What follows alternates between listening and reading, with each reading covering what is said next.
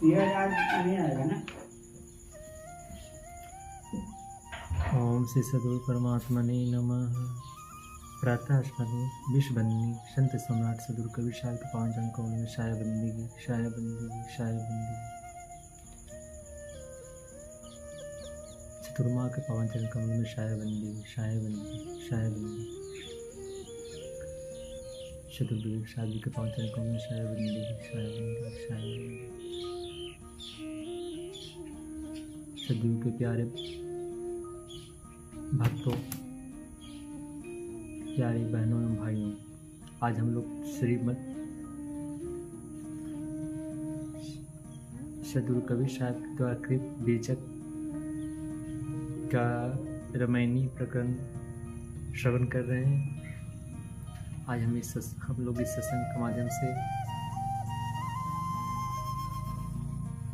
रामायणी विवेक प्रकाशनी बीजक टीका सद्गुरु द्वारा टीका भाष्य का श्रवण करेंगे,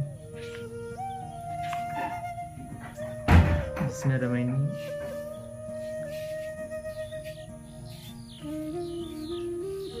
उनहत्तर से श्रवण करते हैं। ऐसा जोग न देखा भाई, भूला फिरे लिए गपलाई। महादेव का पंथ चलावे, ऐसो बड़ो महंत काल।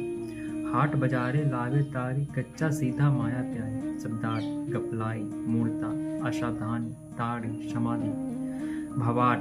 सद्गुरु कबीर साहब इस पद का भवाट करते सद्गुरु माँ कहते हैं, हे भाई, ऐसा योग नहीं देखा कि मूर्ता को लेकर भटकता रहे। शिव जी का पद चलाते हैं और ऐसे लोग बड़े महंत कहलाते हैं। धन एवं प्रसिद्धि के लिए हाट बाजार में समाधि लगाते हैं। इन कच्चे सीधों को माया ही प्यारी है। कब दत्ते मवासा तोड़ी, कब सुखदेव तोबजी जोड़ी। नारद का बंदूक चलाया, व्यास देव का बम बजाया। कहीं लड़ाई मती के मंदा, ई अतीत के तर्कस बंदा।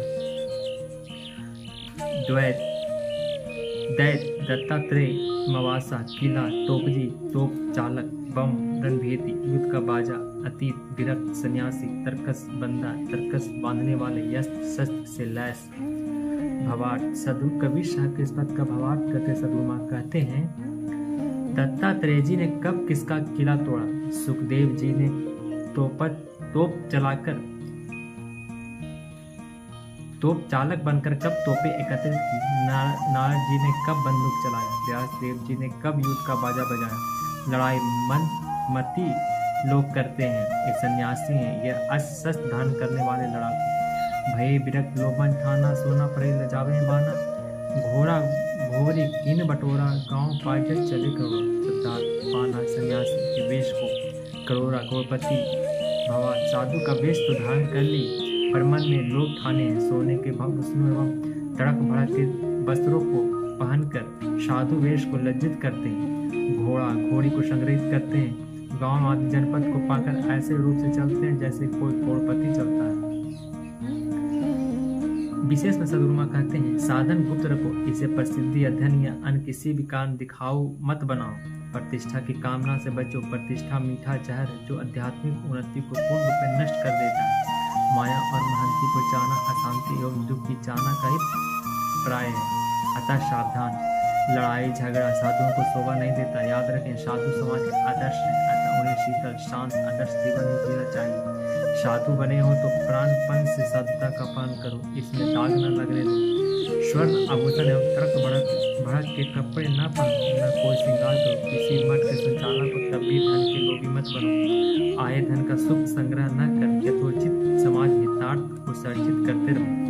साखी सुंदरी न सोए संकादिक के साथ कबूक दाग लगाए गाड़ी हाड़ी हाथ। भवार सद्गुरु कबीर साहब के इस साखी का भवार करते सद्गुरु माँ कहते हैं, त्यागी साधुओं के साथ माया एवं स्त्री शोभा नहीं देती। काली की लगी काली हाड़ी हाथ में लिए रहने पर वह कभी न कभी अवश्य दाग लगा देती है। विशेष में सद्गुरु माँ कहते हैं, कल्याण इच्छुक स्त्री पुरुष एक दूसरे के आकर्षण से पूर्ण रूपेण बचे, एकांत में कदापि न मिले। जहाँ तक संभव हो बातचीत व्यवहार संपत्ति से भी बचने का भरपूर प्रयत्न करें। और मन सहज गामी अतः सावधान रहे, वरना अधोगति से बच नहीं सकते। रामायणी 70। बोलना का सुख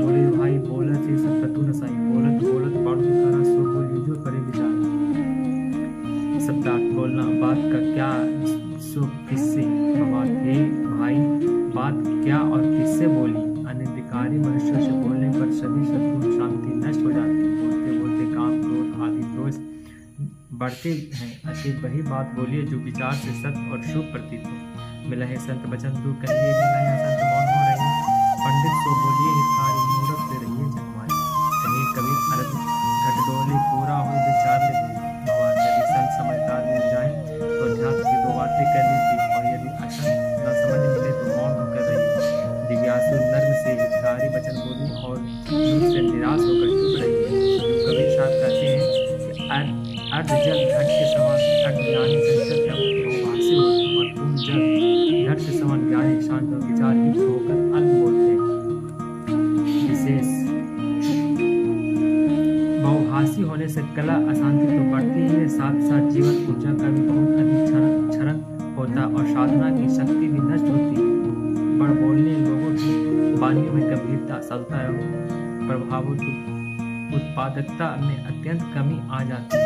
अल्प बोले, कम किससे कितना, कब किससे कितना बोलना चाहिए, इस पर विचार न कर बोले। हठी और सच लोगों के समक्ष पर चुप रहना ही श्रेष्ठ है, परंतु संत के साथ सत्संग की वार्ता मित ही होनी चाहिए। रामायणी 71। सो बंधावा जिन सम के माना, ताकि बात जरूर नहीं जाना। पिता तोड़ पहराने के भी जो मुक्ति की तरफ हुए, आसन उड़ाए कम उड़ाए, कैसे कौवा चिलमटाए। सो सुख दुख बंधावा आनंद हर्ष बात रहस्य सेवी फूल अथवा रेशम की माला, जुड़ेली भाई कठिन दुसाध भवात।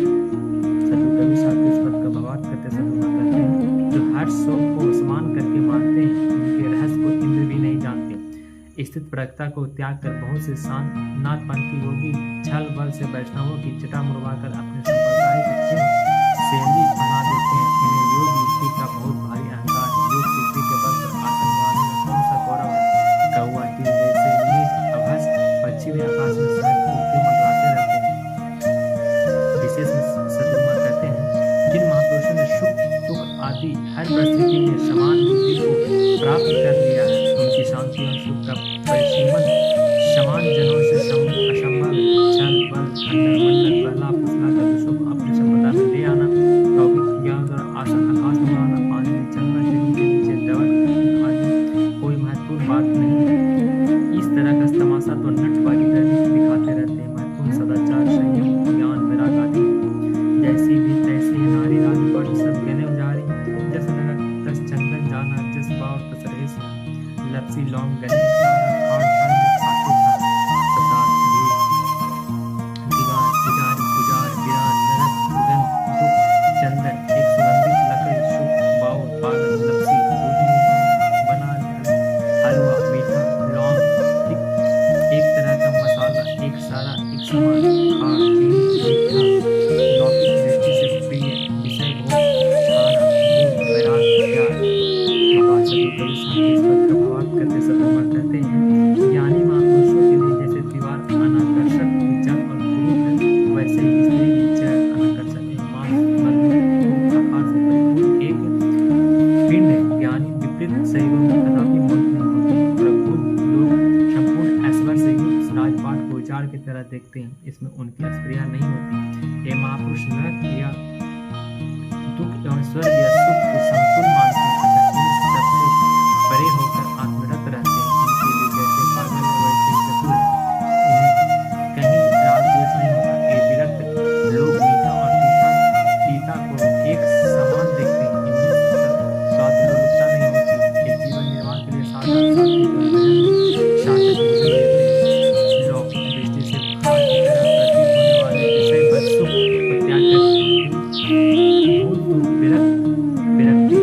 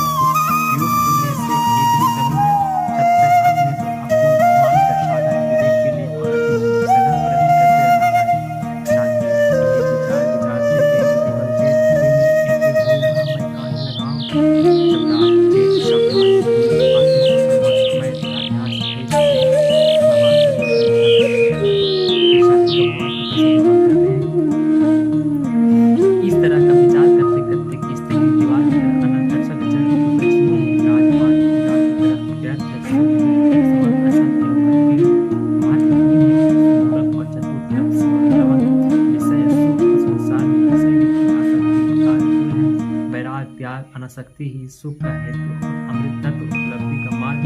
उनके बल बुद्धि सावधान हो गए एवं आत्मा परमात्मा में समाहित होकर एक हो गए। अब वह देहाध्यास में उनसे प्रेम लगाए।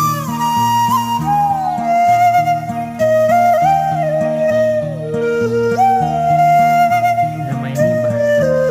नारी एक संसारी आई माय न बाकी मापै जा। गो न मोह न प्राण न ताने संसार नारी माया ध्यास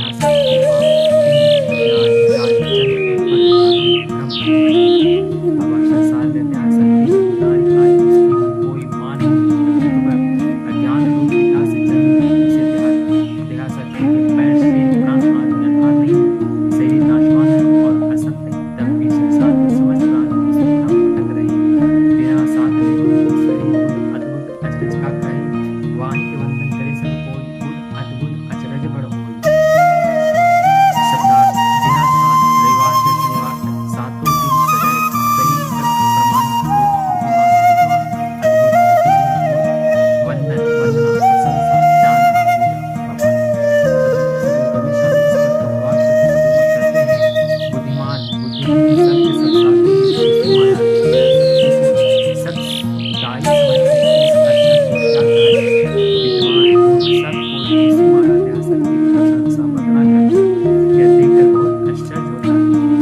मुस्कुराई एक संत कबूल कैसे रहना अचरज एक देखो संतों आप कैसे हैं। शब्दार्थ जो हाजी बिलाई बिल्ली माया ध्यास अज्ञानी मन सिंह सिंह जी हमारे सभी कवि सारी इस पद का भावार्थ करते सदुमा करते हैं। जीव रूपी चूहा अपने काल को ध्यान सकती बिल्ली के साथ